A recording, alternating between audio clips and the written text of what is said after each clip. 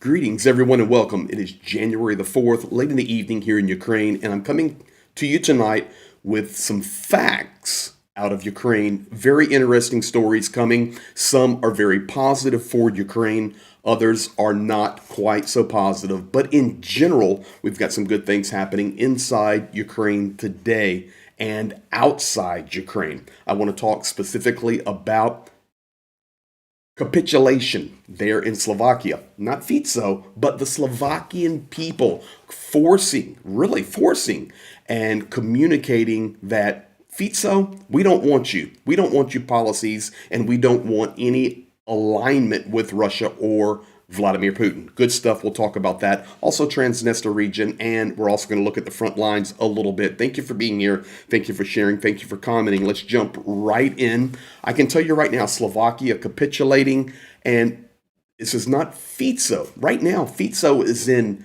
Vietnam putting out trashy messages about Zelensky. He's nowhere to be found. But the Slovakian people are coming through so strong for Ukraine. And we have good news. Thousands of Slovakians have come out to protest against the pro-Russian policies of Prime Minister Robert Fico. In the capital, which is Bratislava, about 4,000 people gathered there in the central square, chanting statements like, "We are not Russia," and "Fico, go to Moscow." The protesters declared, "We are not Russian rags. Slovakia, beware. The occupation has begun. Fico, leave Slovakia alone. Betrayal, and we are Europe." Wonderful things. Now, there's one thing to talk, there's another thing to have action. And guys, we have action. And I'm telling you right now, we need the action because it is brutally cold in Ukraine, especially in the region I'm in right now. I mean, it was so cold today, I couldn't even stand outside. Very heavy winds and just that bitter cold. And it was a north wind. It just very, very uncomfortable. Makes me think about those soldiers there on the front lines fighting for freedom for Ukraine and, of course, for all of us. But with the energy situation being critical inside Ukraine, and right now, fairly stable, but if there are other attacks, then we go back into critical situations. Central and west, out east, there are still rolling blackouts after the last mass missile attack. But we've got good news here. Slovakia to continue supplying Ukraine with electricity despite Fico's threats. So basically, what has happened now? Think about this, ladies and gentlemen. Viktor Orban went and met with Putin. Viktor Orban, his Christmas truce, off the table. Fico goes and meets with Putin.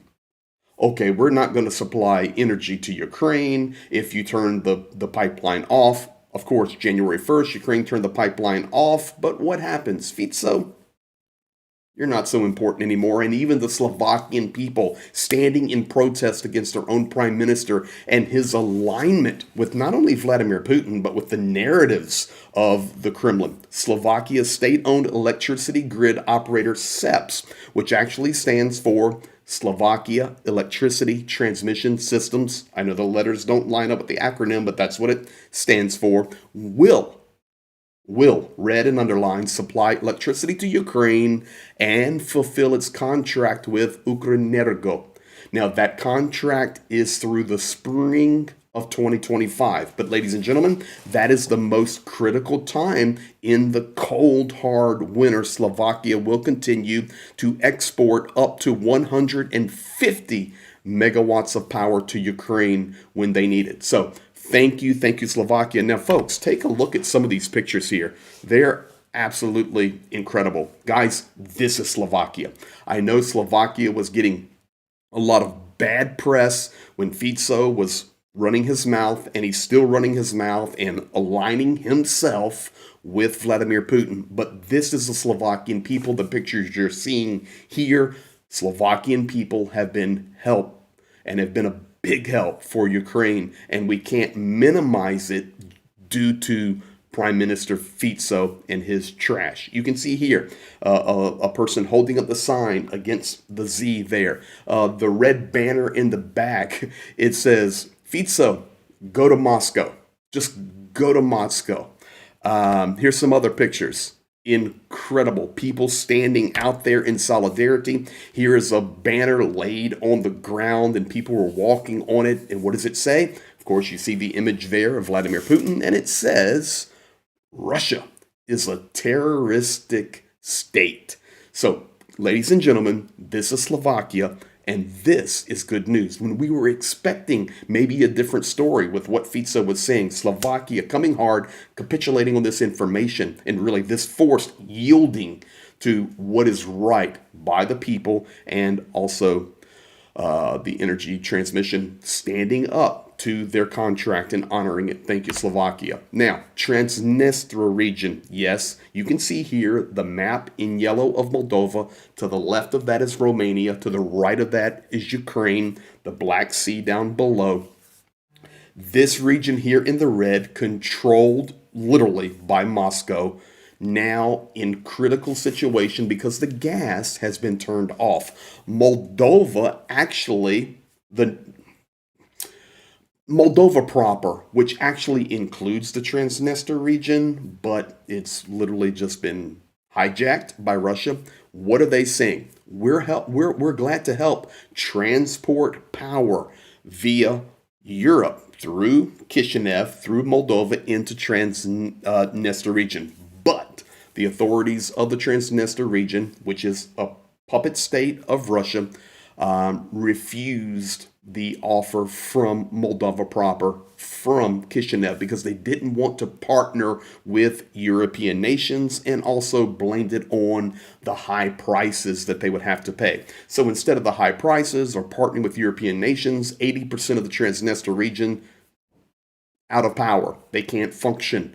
Heating has already been turned off in the region, and there are rolling blackouts. Regardless, their leadership stands on that supplies from Russia's Gazprom will be restored. This is the message we're looking at, their leadership stating that. Now, I want to show you a little video clip of one of the leaders of the Transnistria region. Just read between the lines, guys, what he's saying, talking about the conditions in which the residents there in the Transnistria region are living, literally, under the Russian control. Check this out. Just interesting. In most of our private homes and apartments, the electrical systems haven't been updated. Often there are still old aluminum wires from Soviet times designed for loads up to 1.5 kilowatts. Now, each apartment might use up to 10 kilowatts of power. That's why, as I said before, our residents should be mindful when using multiple appliances simultaneously. Each device's power is typically listed on its label. We should limit usage to 3 kilowatts per household. If you've turned on an AC and a boiler, that's almost all you can use. Adding more would risk overloading the system.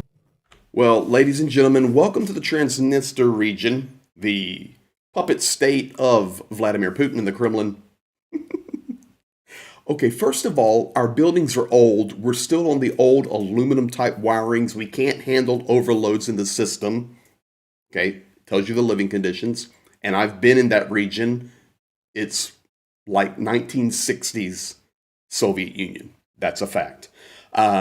Secondly, now, if you don't know how to evaluate your power usage, look on the label on the back of the washing machine, on the back of the refrigerator, on the back of the boiler. Now, make sure you're just keeping usage down. I mean, like talking to people like they don't know anything. And it's just insight for you guys to understand. It's really sad there.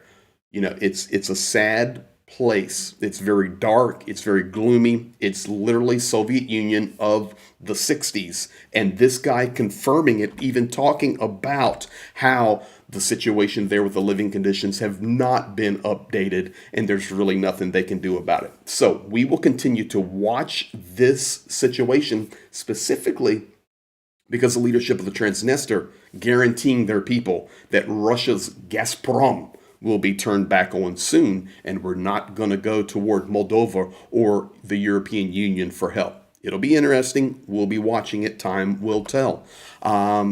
Guys, in Ukrainian news today, repeated in many different places, As I shared on the live stream yesterday, and we've been sharing over the last couple of weeks, we need to keep our eyes on the Dnipropetrovsk Oblast.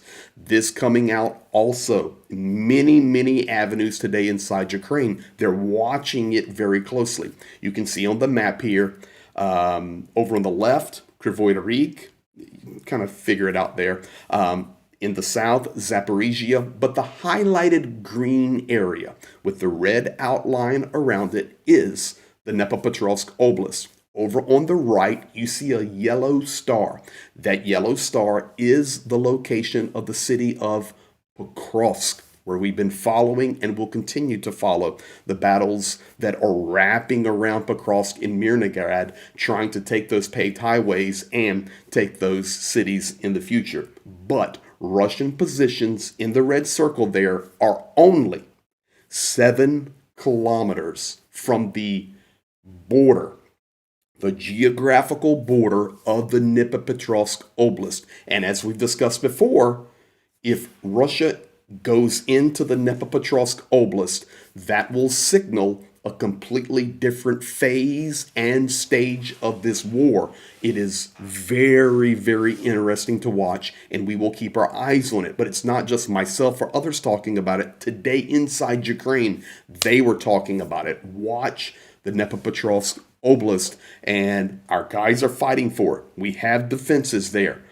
but Russia is putting heavy pressure, pushing toward that new oblast, that new region. And I can tell you that would bring a change to this war, because it would be an additional oblast in Dnipropetrovsk, not on the fake constitution stealing section of the Russian constitution. Keep your eyes on it. Also, tonight we need to talk about Kupyansk. We're not going to take it from me. We're going to take it from one of the commanders there. I have a little video clip I'm going to share with you. So much we've been talking about Pokrovsk. We've been talking about Kharkov, Zaporizhia, Kharkiv, Sumy, Kursk, Toretsk, Chasiv Yar. But, ladies and gentlemen, the battle that is right now happening for Kupyansk, and no, not physical battles in the city, but there is a battle for the city of Kupyansk. Artillery, drones, reconnaissance groups coming in, trying to establish positions. This is a key logistical city. It has a couple of barriers. One is the river winding on the eastern side of the city. That is a really good defensive position for Ukraine. Additionally, this is a key logistical hub for Ukraine, and of course, Russia would want that logistical hub. The reason the map is blue there is because Russia did have it, and Ukraine liberated it in that first massive offensive. 35,000 population pre-war. The river is a major barrier. Now, maybe you're watching tonight and you do not know exactly where Kupyansk is. I want to just help you understand on the bigger map here. You can see the black circle at the top. That is the city of Kharkiv. Down to the bottom left in the red, that is the city of Dnipro. Over to the right in the blue circle, that is the city of Pokrovsk that we are watching so closely. But the black arrow that goes in, that is where Kupyansk is, way up in the north, on that northeastern quadrant outside of the Lugansk Oblast, pushing in towards the Kharkiv Oblast. So that is where this city and battles we were talking about. Now, I want to show you the video from the commander here. Check this out. He was on the news. Frontline is very close, just 2 kilometers from central Kupyansk. As for other areas like Kivsharivka and Kubyanska Zlava, they're a bit further, but still within mortar and FPV drone range. So the enemy's hitting everything, targeting central parts of towns with civilian and critical infrastructure.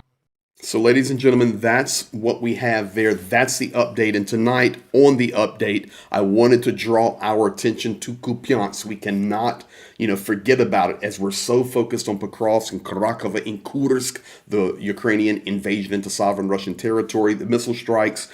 All of these things, speaking about missile strikes, I'm going to give you the updated numbers on that for 2024 as we close out the update tonight. But Kupyansk, very key city. We support Kupyansk. We drop aid, and we will continue to update you on that. But that is directly from the military there, 2 kilometers from the center. 2 kilometers, and they're pushing in with artillery and drones and hitting every piece of infrastructure they can. Guys, it's just under massive artillery assault, drone assault, and it's just destruction. It's what the Russian war machine does. Literally destroy everything. So we need to stand with the guys there, help them as they are trying to defend such a key city there that we cannot forget about, Kupyansk. Finally, how many missiles were officially launched in Ukraine in 2024? I want to close with this before I say thank you. Think about wherever you're at right now. Maybe you're in the US, you're in Europe, you're in Australia, Japan, wherever you're watching from, Central South America, and you have 0 missiles flying over your house. You have 0 drones flying over your house. Well, maybe not 0 drones. Drones today flying in Denmark. Drones been flying in the US, Europe. Okay, forget the drones thing. But you have no ballistic missiles flying over your home, and you live in peace. 1,969 missiles were fired. This is the official numbers right here. It's in Ukrainian. I'm translating it for you. Were fired at Ukraine for the year 2024. 56.2% were taken out. 1,969 fired, 1,107 were hit and taken out by air defense, but it just shows the lack of Patriot supplies and other larger scale air defense systems to take out these ballistic and cruise missiles that are fired at Ukraine. I don't want to say daily, but very regularly. You just look at it. That is the month by month breakdown. The highest month being November, 263 missiles fired at Ukraine, 207 taken out. December, 225, 158 taken out. Look at the differences in the numbers there. The rate was a little bit less due to Russia changing their tactics and strategies, and additionally, air defense supplies. And you can see every month how many missiles are flying at Ukraine. That's where we're at tonight. And that is the latest up to the date minute here from Ukraine. Thank you guys for being with us. Thank you for your support. Thank you for all that you do. Thanks for our moderators, our team, the Discord, just everything. Thank you guys. We had some good meetings today with soldiers.